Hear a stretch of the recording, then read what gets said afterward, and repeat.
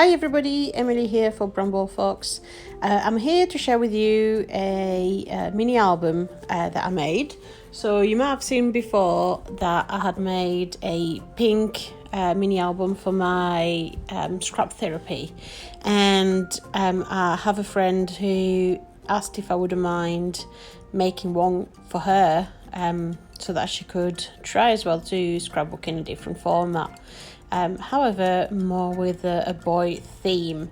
So I decided to make that right here, right now for her. I use several pieces of paper, so I'm more girly themed. I struggle to work with boyish theme paper, or maybe it's not that I struggle, it's just I haven't never had the occasion to do that. And I dug through my stash and I picked out several papers that I had left for years that have more of a boy color scheme and graphic. So I've got several pieces of those shades. I've cut them to size, and now I'm going through this particular sheet of journaling cards, and what I'm doing is I'm separating them, keeping them 2 by 2, because I'm gonna fold them in the middle. You'll see later. I'm just at this point preparing all my pages and my cover. So here I'm dividing a piece of cardstock. So it's a cream cardstock, and I really can't work with cream cardstock on my layout. It's something that I've always struggled with. I'm a white girl in cardstock, and so that's a great way to use up those cardstock that you don't like, or you don't know how to use. I'm dividing it to make the cover, as you'll see. Now I'm taking the sheets I'm going to use to have as my cover for my album. So I'm tracing exactly where I'm going to place those bits of cardstock that I've just cut out, and this is where everything is going to fold, really. I like to have my line pre-traced because that way it helps me to place my cardstock in the correct area. I'm using a lot of double-sided tape, and that makes sure that it's all really solid and sturdy, and that it's not gonna come apart too quickly.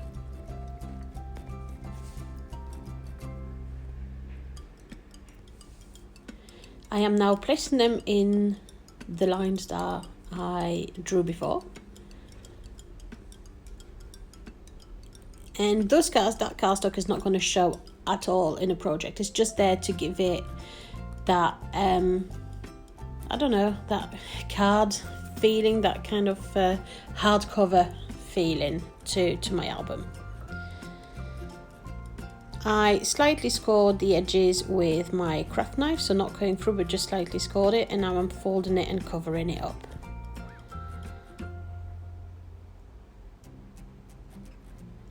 And this is going to be the inside of my album.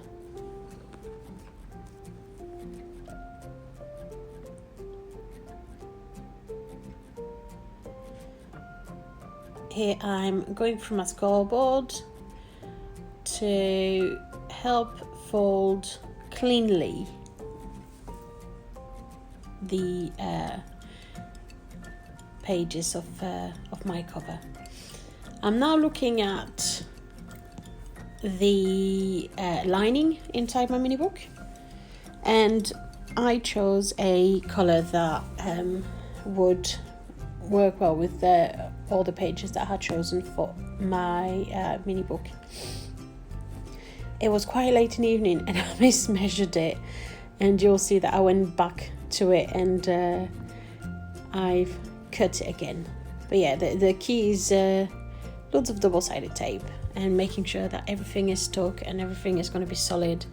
I like double-sided tape because it doesn't add moisture and it stops from warping, but yet at the same time it gives a really good solid gluing down and sticking down.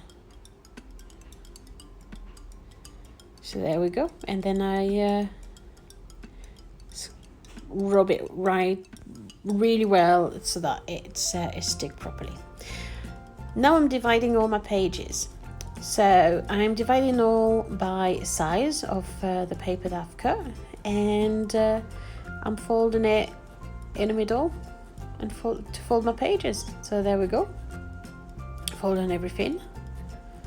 And I know I'm going to create 3 mini books, so I'm dividing it into 3 piles, and I'm dividing it in a way that I know colors are gonna work together, but at the same time that we don't have too much of one paper into one pile. I'm trying to spread it so that it's coherent throughout my album.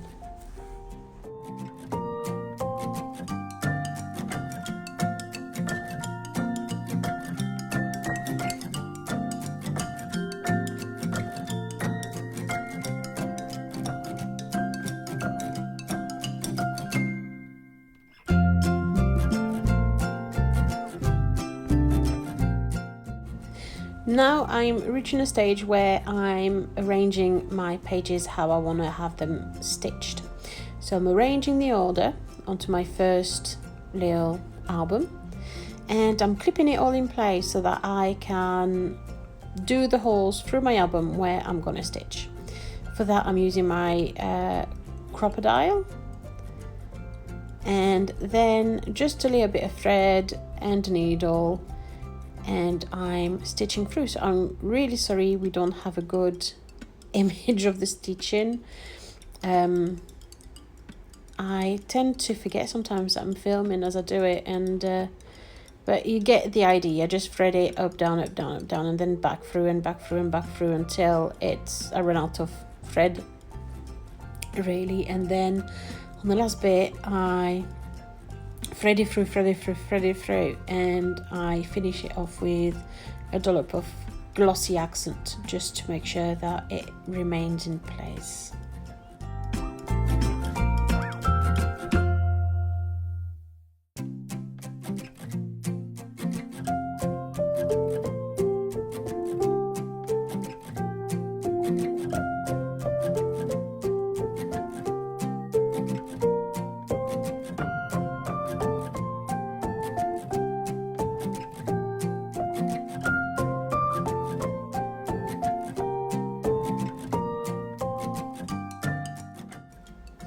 Now I'm adding some eyelets throughout my cover, so through the ridge of my cover. I do 4 eyelets per mini books, so we end up with 12 eyelets. I'm measuring so that we've got them in the right place and that they're lined up and that it looks clean from the outside. I am then going to punch the hole with my crocodile and place my little eyelets again with the crocodile.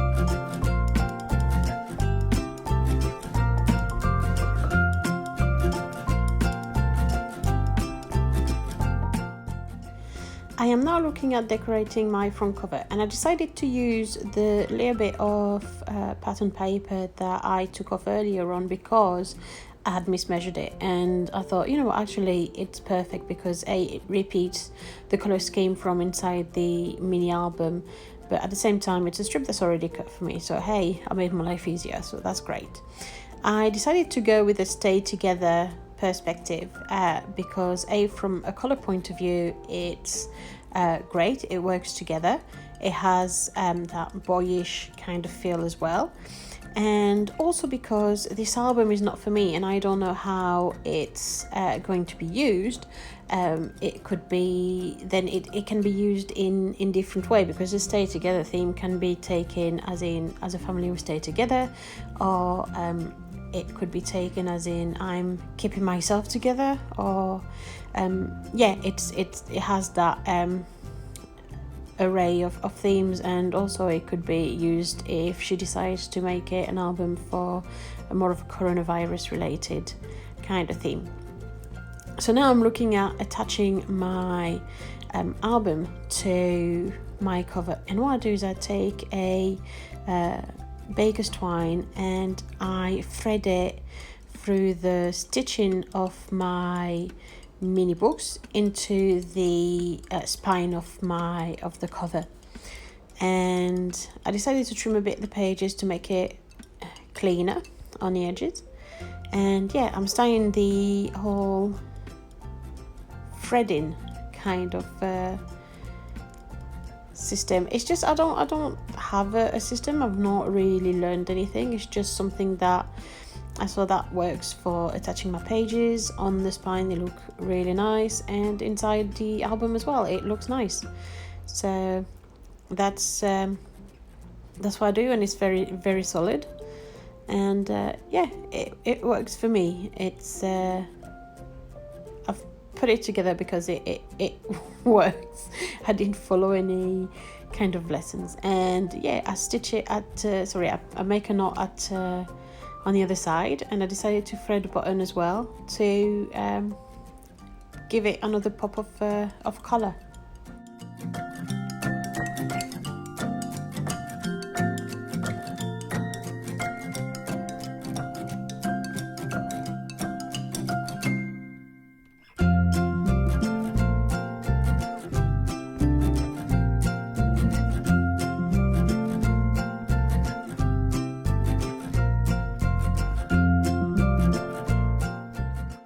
So I saved you from watching it, me threading it for every single album, and I've just showed you the first one and the last one, because I'm quite aware that my aiming at filming this kind of thing is not great. So I thought, you might be able to pick up something from watching it several times. So yeah.